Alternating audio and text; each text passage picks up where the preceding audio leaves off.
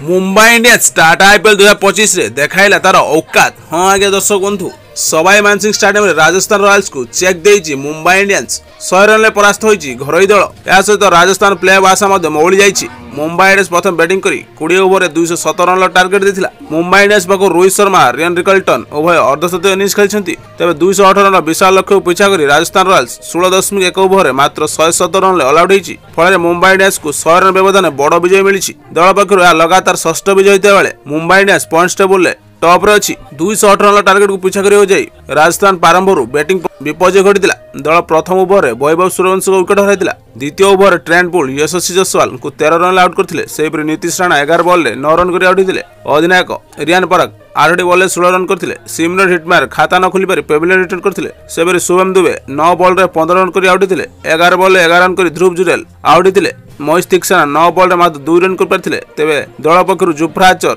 27 ball रे सर्वाधिक 30 run करथिले। मुंबई पक्षरु ट्रेंट बोल्ट करण शर्मा 3 लेखा विकेट नेथिले। जसप्रीत बुमराह को 2 विकेट मिलछि। प्रथम बैटिंग करी मुंबई इंडियंस 20 ओवर 2 विकेट हराई 217 रन करछि। मुंबई इंडियंस पक्षरु रियान रिकल्टन सर्वाधिक 61 रन करथिला बेले रोहित शर्मा 36 बॉल रे 53 रन करथिले। उभय 116 रन पार्टनरशिप करी दल को एक मजबूत स्थिति रे पहुंचले। या पर सूर्य कुमार यादव और हार्दिक पांड्या दल को फिनिशिंग टच देथिले। मुंबई इंडियंस दुई हार्ड हिटर मात्र 23 लेखाएं बॉल खेली 48 रन लेखाएं रन करथिले। फଳରେ दल 20 ओवर 217 रन विशाल स्कोर कर पारथिला। देखार कथा मुंबई इंडियंस नेक्स्ट मैच किबळी खेलछि आपन कोन लागुछि मुंबई इंडियंस एथर चैंपियन हो कि नहीं कमेंट्स करी मत प्रकाश करंतु। एही भली क्रिकेट न्यूज देखिया पई एवं आम सह जुड़ी रहबा पई Odia bat ball news channel को निश्चित सब्सक्राइब करंतु एवं पाखर थिया बेल आइकन को प्रेस करी ऑल कर दियंतु जा फଳରେ एही चैनल रे पोस्ट होतबा समस्त वीडियो नोटिफिकेशन आपण माने प्रथम पाइ परिबे। वीडियो भल लागिथिले लाइक एवं निजर फ्रेंड्स सर्कल शेयर करबा जमार भूलंतु नहीं।